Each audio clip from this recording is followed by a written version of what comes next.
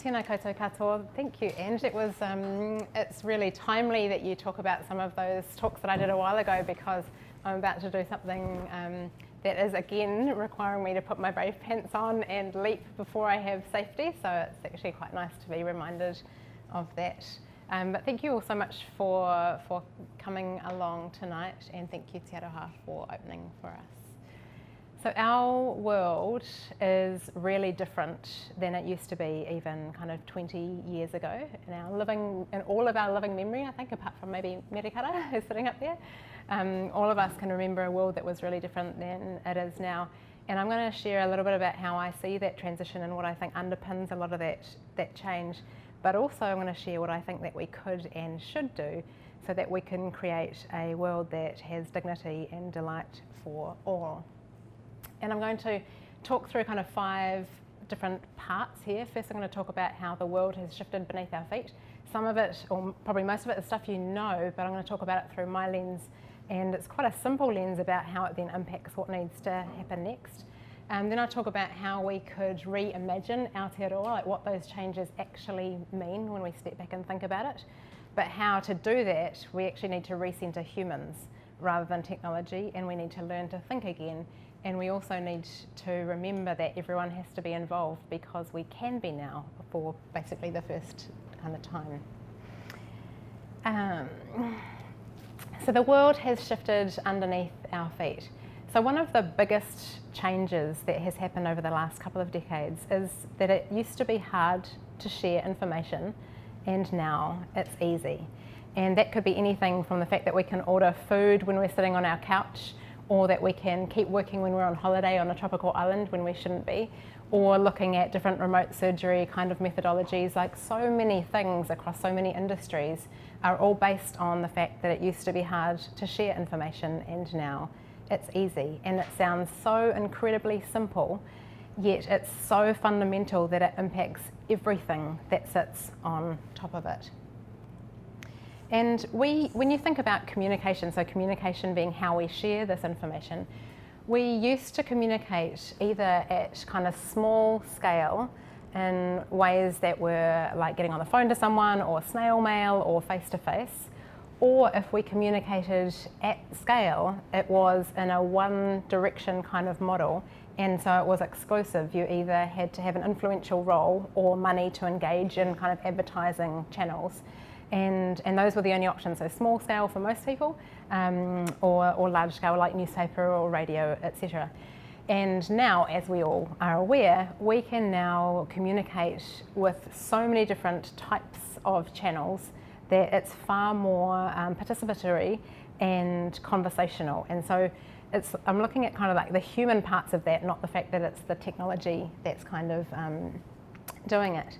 And so what I see when I look at that is that we've shifted from this real broadcast kind of model to one where everyone can be involved, and it actually makes it far more inclusive, which is something that I hadn't really been thinking about until more recently.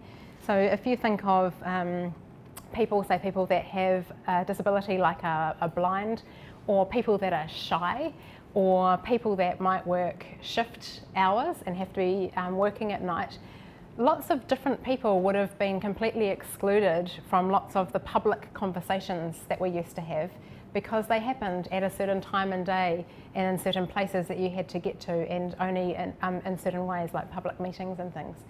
And so the different methods that we now have to communicate actually really change the inclusion that we have, and I think that's really interesting when we look at what's possible for how we kind of structure ourselves. And these also impact every single part of our lives.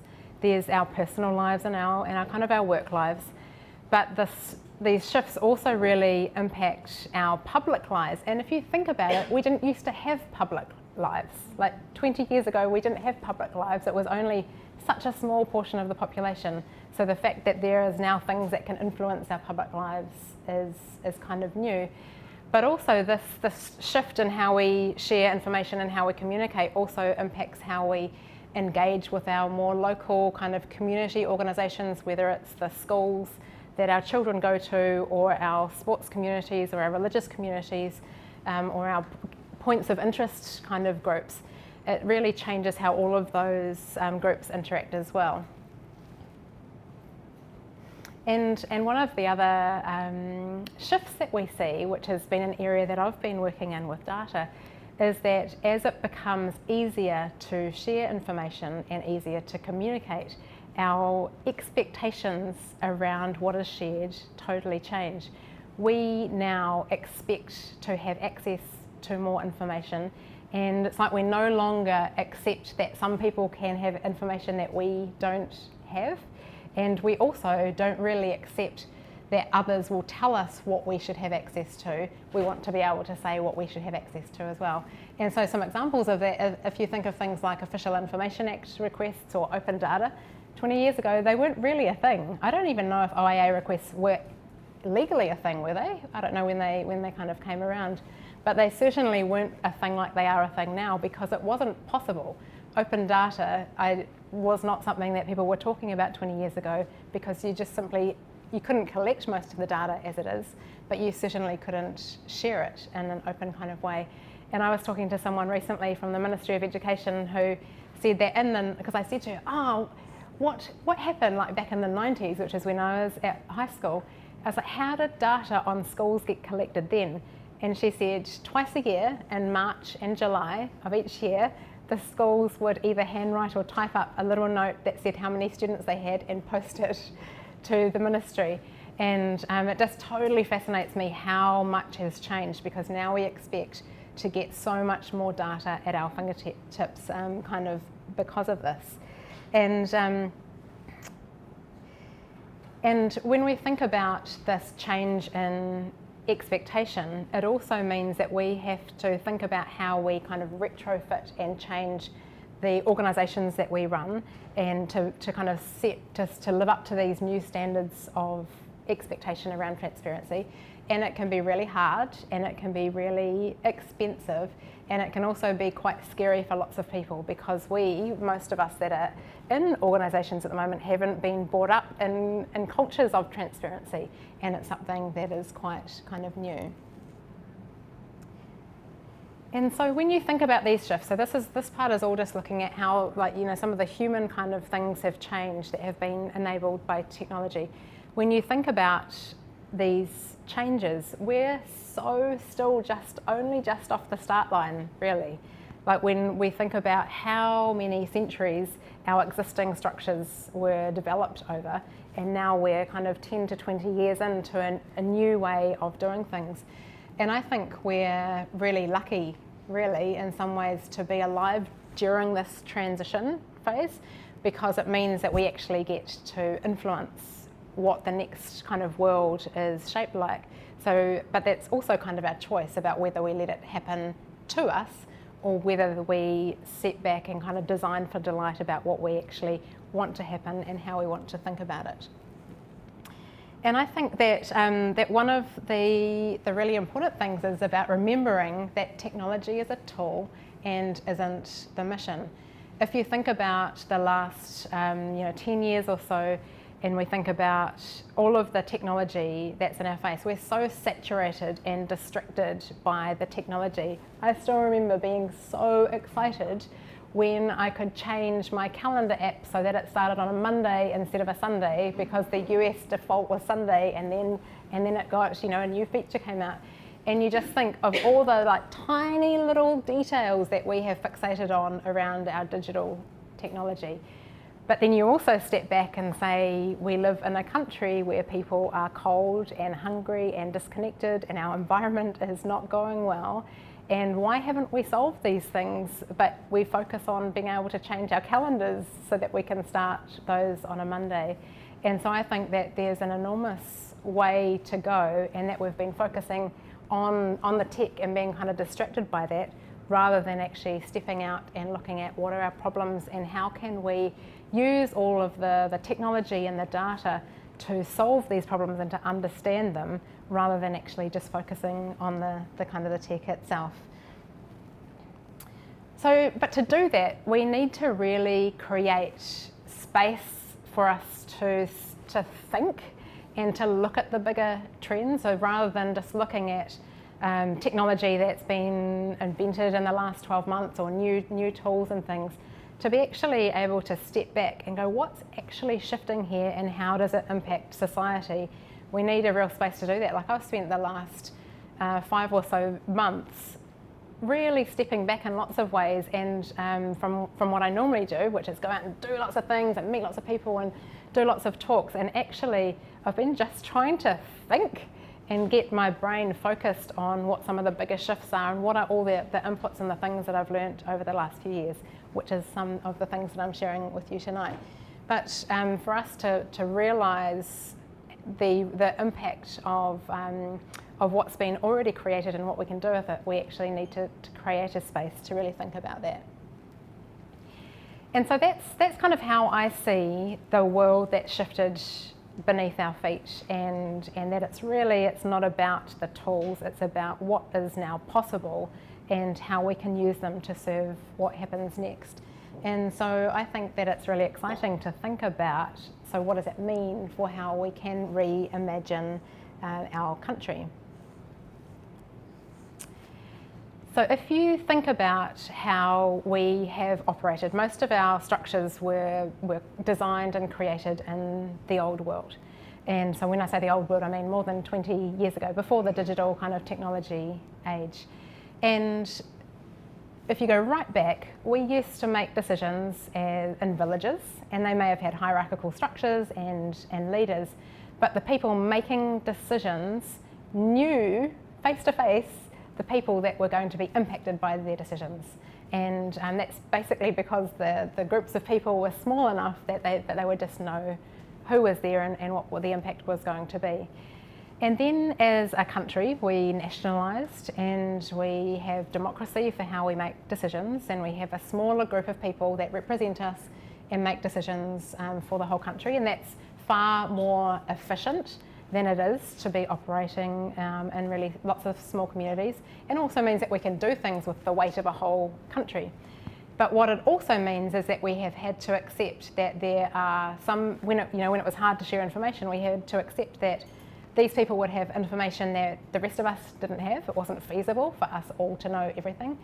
But also we had to really accept the fact that the people making decisions about our country wouldn't know all of the people impacted by their decisions. They wouldn't even understand all the issues in a real tangible kind of way, because it's not possible. It's no one's fault, it's not possible, especially before the digital technology. And so that's the model that we've become really used to, is accepting those two kinds of differences. But now we know it's easy to share information, it's easy for us to communicate with people, and the inclusion around communication has shifted. And so I think it is really worth looking at what can be done that brings together both parts, different parts of those worlds.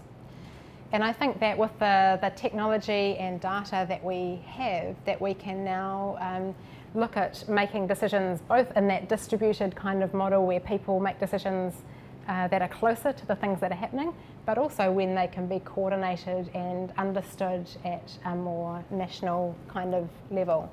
And and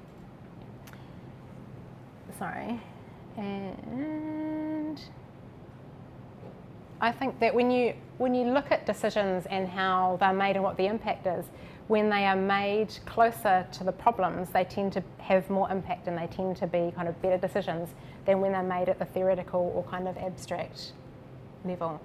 And when we think about it, just from our own experiences about which kind of model gets more engaged people and gets better outcomes, we know that just the one way, the hierarchy kind of systems, they don't actually get the outcomes aren't as good as when there are models where everyone is engaged and can participate.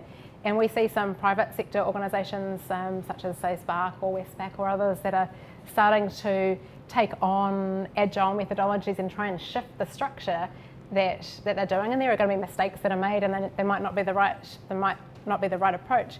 But they are in this world of acknowledging that just a hierarchy kind of process for decision making, whilst it's way more efficient, doesn't actually get the best outcomes at the end of the pipe, but it also doesn't create the best environment for people that are sitting around the table and kind of participating in that. And so I really love doing thought experiments. And so the reason I love it is for a moment it kind of suspends reality and just think about things in a different way, and often it takes you places that you otherwise wouldn't go. I remember I had a person I worked with at a strategy consulting firm, and he said, if you walk into a company and you say, I want you to get 5% more efficient at something, everyone will go, oh, yep, and think about how to do that. If you walk in and say, I want you to be 90% more efficient, everyone's brains immediately break and transform and think completely differently, just because you've kind of forced people to think in a different way. And so when I was thinking about the way that we currently spend money as a country, and this is similar to companies as well, I thought, okay, I'm going to do a little thought experiment, and I sat down using Figure.NZ to get some numbers and to see where it took me. So here's how I see this. So as a country, we currently spend about $100 billion a year through the public sector. That's our budget for running the country. And about 25% of that is spent on social development. And so that's about $25 billion. It's not on health, it's not on education, it's on benefits, on emergency housing, on superannuation, and I would reframe it as making sure that people have livable lives. So $25 billion. If you divide that by our population, that's about $5,400 per person each year. Obviously it's not spent in that way, but on an average. And so then if you look at a community, so one of my favourite communities is Gisborne. I grew up kind of close to there, and I was there recently, and there's almost 50,000 people in that community. If you look at the numbers, that means that every single year that community gets about $270 million each year for social development, for making sure that people have livable lives. This is a thought experiment, remember, so I don't, these numbers will fall out slightly differently. No one knows that. No one knows that that's $270 million. And that's because that money is split into literally thousands of transactions. It comes through and, oh, here's a $22 emergency housing grant, and here's a $150 social family kind of benefit. And so it comes through completely disconnected.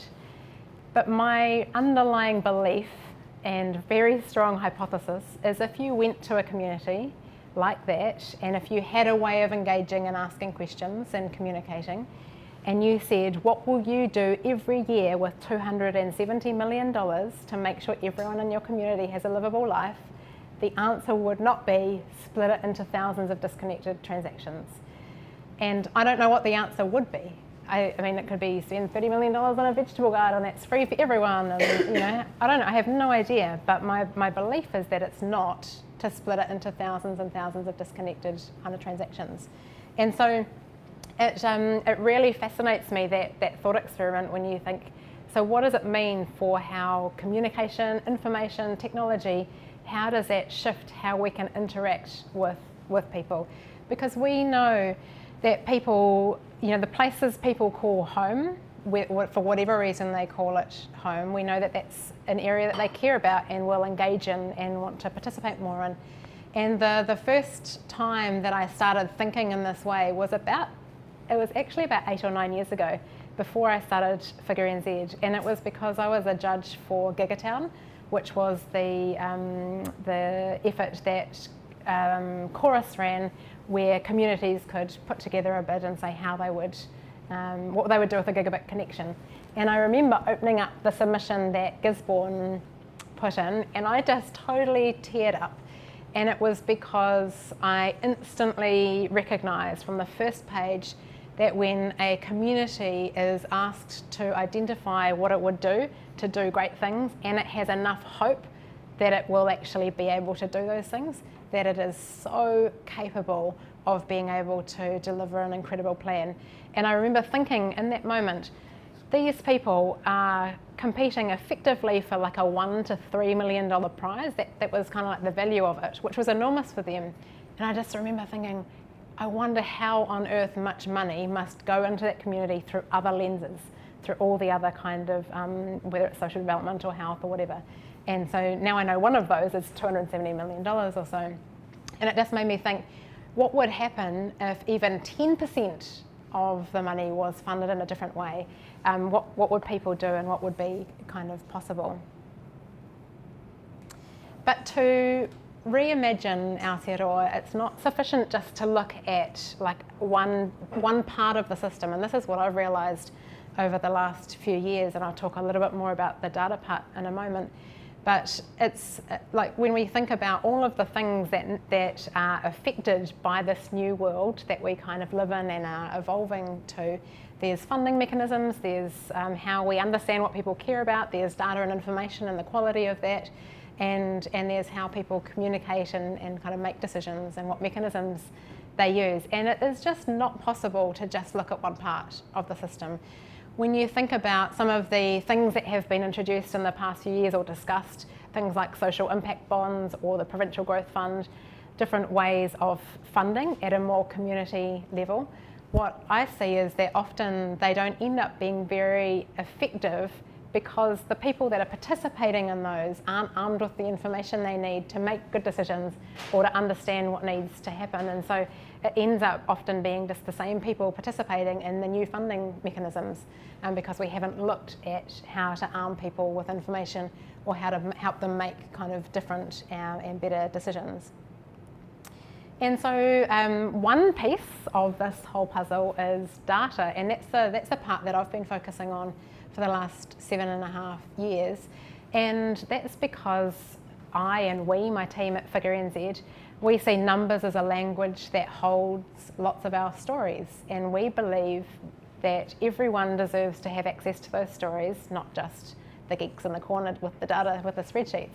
And so, so I set up Figure.NZ, and essentially what we do is we say when data is appropriate for public consumption, so that could be anything from the water quality of our streams, or how many dogs are registered, or people that are on benefits, or the different qualification rates coming through schools, any of that kind of data that's appropriate for public consumption, we believe it should be easy and free for everyone to find and use.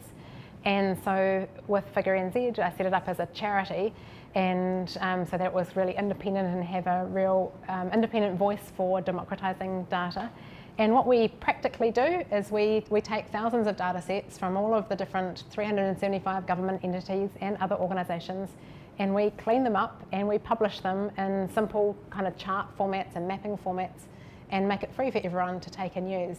And so it's been over this journey of doing that, and I could speak for a very long time about Figure.NZ, but it's been over this journey of doing that I've realised that we're only one part in this bigger world that I'm now kind of describing.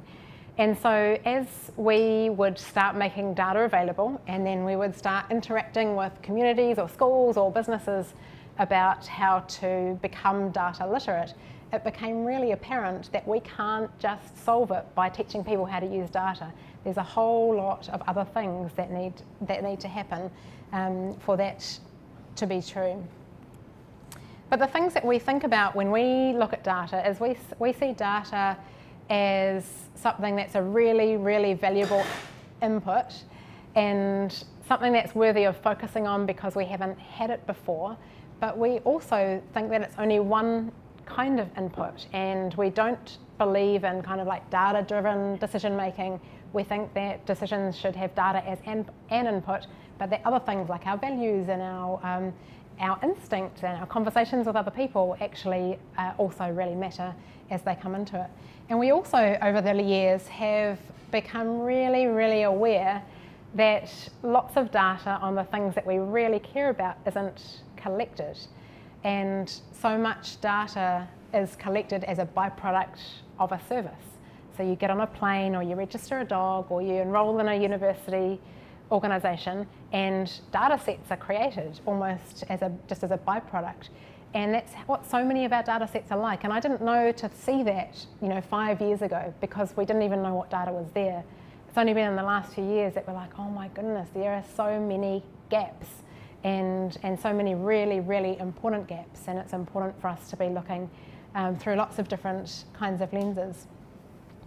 And we also know that to answer those questions or to fill those gaps, that we need to learn to ask questions better. rather than just looking at what exists, what data and information exists and reacting to that. We also need to be able to ask, what do we wish we knew that we don't know, and what would we do differently if we knew the answer? And we're so not used to asking those questions. I know this because I run lots of workshops and people always go, ooh, haven't thought about that. We were just reacting to the data sets that we're kind of served. But so I think that when you think about all the way the world has shifted under our feet, you think about how our world, and when I talk about the country, this is similar for companies and how they've been operating as well, that there's an enormous, almost a once in a lifetime or a once in a century kind of opportunity to really design for delight about how we want things to work and how we want to be able to structure ourselves and make decisions. But to really be able to do that, I think it's really critical that we start to recenter humans. I think that we have totally gravitated to wanting to outsource thinking and decision making to artificial intelligence and big data and other kinds of technology. And I don't think that's the right direction. I think that those tools are so valuable and important and help us heaps, but that to really make an impact in areas, we need to be far more intentional about what we want to achieve and how we use those tools.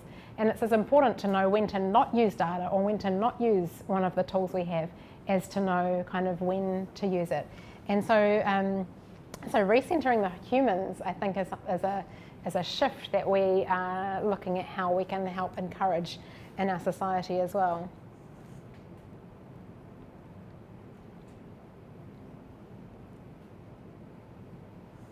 But to be able to recenter the humans, we actually need to learn to think again. And it's a really interesting concept because we think, like after working with a whole bunch of organisations, and we've got about 20 different partners that we work with over the public and private sector, and big organisations like Treasury or Inland Revenue or Spark, etc. And we've engaged with lots of different teams, and what we've realised is that with all of the changes that are going on, we're all just trying to keep up. We haven't actually slowed down to think about how all of the pieces need to come together, because it goes against everything that we have come to expect or that our environments are kind of built for. And I think it's impossible. I think it's impossible for us to make the changes we want to make without slowing down and without pausing and really, really thinking about where we want to go next. And we have a total expectation that thinking is instinctive and it's something that we can all do. And most of us we weren't trained how to think.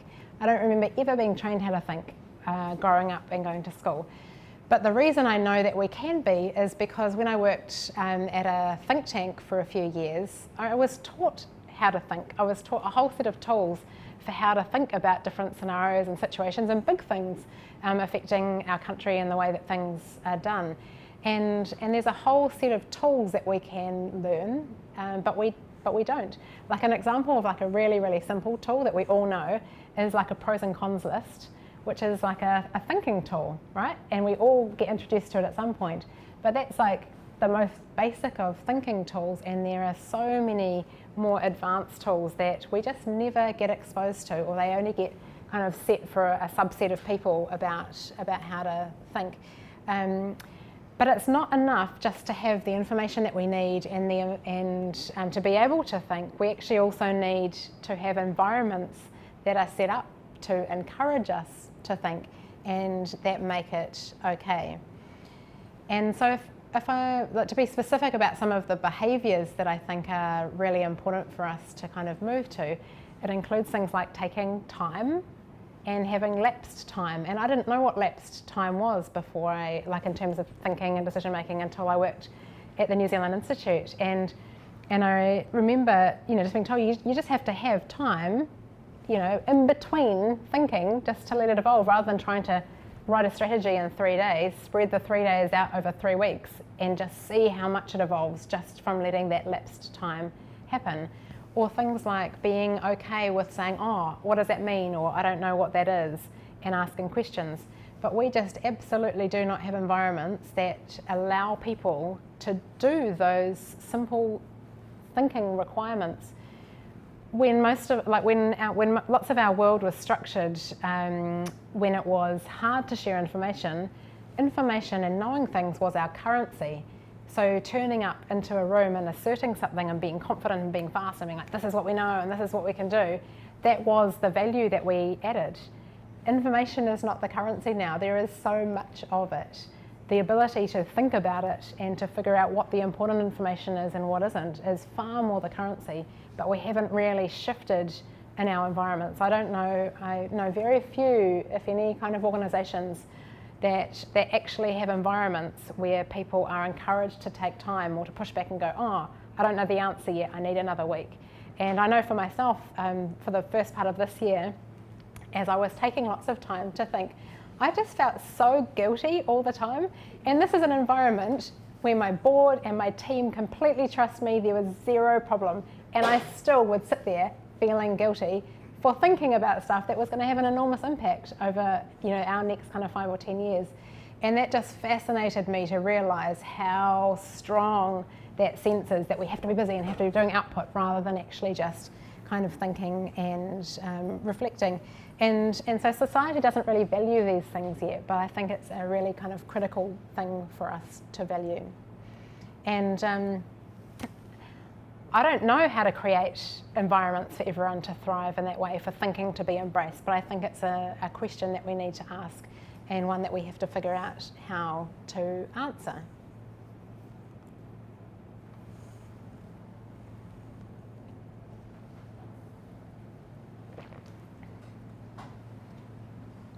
And so one of the most important things about this new world that we're in and that we're creating is that we're all in it together, and we can't hide from it. We're all in it together. We have ways of communicating with everyone, and it's not really okay or acceptable to not include everyone in it. And I think that we should be looking at how to work together to design for delight, not just manage for risk.